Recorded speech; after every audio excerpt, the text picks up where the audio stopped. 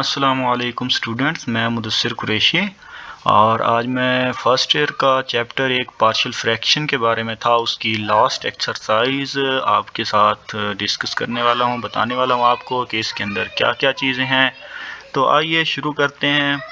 तो सबसे पहले मैंने प्रीवियस लेक्चर में 4 केसेस बताए थे, जिसमें से केस 4 ये था कि अगर हमें कोई एक रैशनल फ्रैक्शन दी गई हो और उसको हमने पार्शियल फ्रैक्शन में तब्दील करना हो, जब q ऑफ x यानी कि जो हमारे पास डिनोमिनेटर है वो रिपीटेड इररिड्यूसिबल क्वाड्रेटिक फैक्टर्स रखता हो।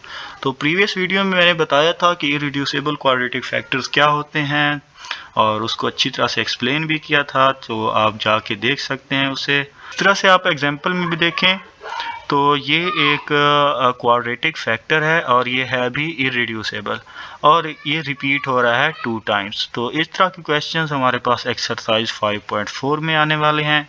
तो आइए इनको कैसे सॉल्व करना है, कुछ क्वेश्चंस की मदद से हम देखते हैं।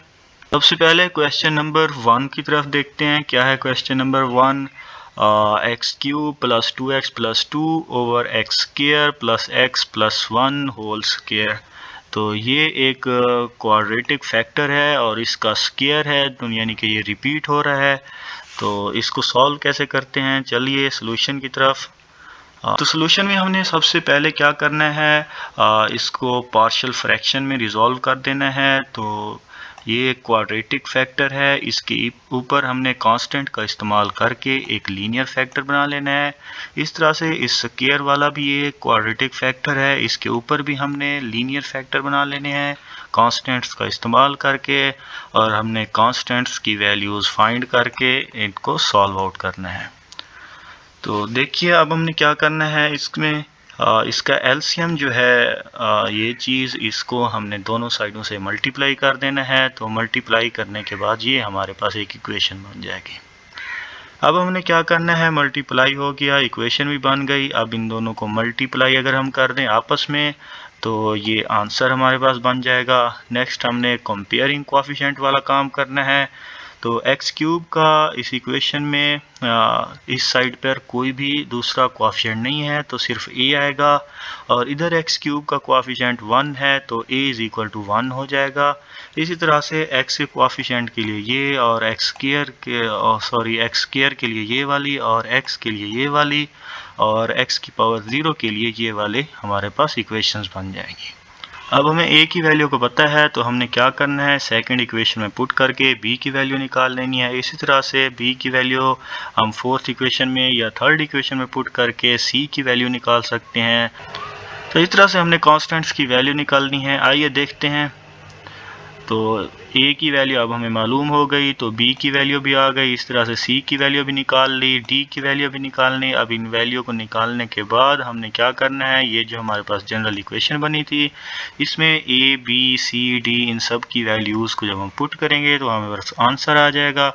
तो देखिए यहाँ पर पुटिंग के बाद ये हमारे पास एक आंसर आ गया। तो इस तरह से हमने इन क्वेश्चंस को सॉल्व करना है।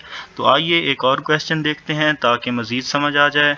क्वेश्चन नंबर 4 ये सामने दिया हुआ है, 8x square over X square plus 1 whole square 1 minus X square. तो अब ये देखिए, ये भी एक क्वाड्रेटिक फैक्टर है और ये है भी इररिड्यूसिबल, लेकिन ये भी क्वाड्रेटिक फैक्टर है लेकिन ये रिड्यूस हो सकता है।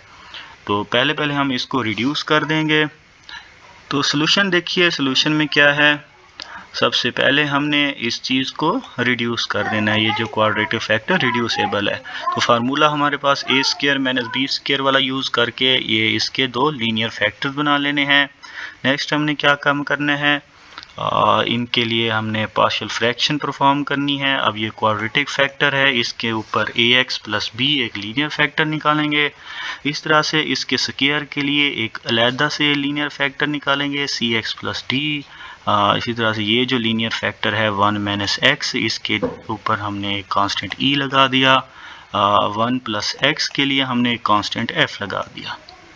तो नेक्स्ट हमने क्या काम करना होता है, मल्टीप्लाई करते हैं एलसीएम से।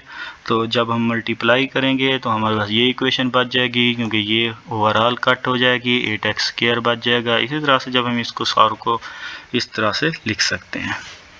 तो अब हमने क्या करना है, हमारे पास लीनियर फैक्टर्स कितने हैं, ये एक लीनियर फैक्टर है, ये दूसरा लीनियर फैक्टर है। तो इन लीनियर फैक्टर्स की मदद से हमने x की वैल्यूज़ निकाल कर इस इक्वेशन 1 में पुट कर देनी है। जैसे अगर हम इसको देखें 1 - x इज इक्वल टू 0 अगर हम पुट करें तो x इज इक्वल टू 1 आ जाएगा। तो अगर हम इस इक्वेशन 1 में पुट करें तो देखिए क्या बनता है। अब इधर देख सकते हैं, ये पुट किया हमने तो हमारे पास e की वैल्यू आ जाएगी जो कि 1 के इक्वल है। इस तरह से अगर हम 1 + x जो कि दूसरा फैक्टर है उसको हम 0 के इक्वल पुट करेंगे तो हम f की वैल्यू निकलेगी हमारे पास जो कि 1 निकलेगी। तो नेक्स्ट काम हमने क्या करना है, ये जो इक्वेशन दी गई है इसमें हमने इनको मल्टीप्लाई कर देना है, इन सब को मल्टीप्लाई करना है, इस तरह से इन सब को मल्टीप्लाई करना है, इन सब को मल्टीप्लाई करना है, इसका स्क्वायर ओपन करके फिर मल्टीप्लाई करना है। तो देखिए ये कुछ मैथमेटिकल स्टेप्स हैं, तो आप इनको अच्छी तरह से समझ सकते हैं। ये 1 - x और 1 + x को उसने 1 - x स्क्वायर लिख दिया, बाकी सारा सेम लिख दिया। इस तरह से इन दोनों को भी इकट्ठा करके 1 - x स्क्वायर लिख दिया। इस तरह से इसका स्क्वायर ओपन किया तो ये चीज़ बन गई, इसका स्क्वायर ओपन किया तो ये चीज़ बन गई। अब फिर इनको मज़ीद मल्टीप्लाई किया तो हमारे पास ये ओवरऑल आंसर आ जाएगा। ठीक है, तो अब हमने क्या करना है, कंपेयरिंग कोएफिशिएंट वाला काम करना है। तो अगर हम x⁵5 को देखें तो इसमें a और ये e और हमारे पास f इन्वॉल्व हो रहा है। तो अब देखिए कंपेयरिंग कोएफिशिएंट में तो हमारे पास क्या बनेगा, -a + e - f ये x⁵5 के लिए हैं, ये x⁴ के लिए, ये 3 के लिए, ये 2 के लिए, ये 1 के लिए और ये x⁴ के लिए है। तो इनसे अब हमें e और f दोनों की वैल्यूज़ का पता है, तो a की वैल्यू हम निकाल सकते हैं। तो हमारे पास a की वैल्यू आ गई 0, इसी तरह से c की वैल्यू हमारे पास भी 0 आ जाएगी, b की वैल्यू भी हमारे पास 2 आ जाएगी, इस तरह से d की वैल्यू -4 आ जाएगी। इन सब इक्वेशंस को जब हम सॉल्व करेंगे तो ये वैल्यूज़ हम आसानी से निकाल सकते हैं। नेक्स्ट अब हमने क्या करना है, हमारे पास जितने कांस्टेंट इस्तेमाल हो रहे थे उन सब की वैल्यूज़ आ गई है, a की, c की, b की, d की और e और f की हमने पहले निकाल ली थी। तो ये जो हमारे पास पेरेंट इक्वेशन दी है गिवन है हमारे पास, तो इसमें a b c d और e f की वैल्यूज़ जब पुट करेंगे तो हमारे पास आंसर आ जाएगा। तो देखिए वैल्यूज़ पुट करने के बाद ये हमारे पास रिक्वायर्ड आंसर आ गया।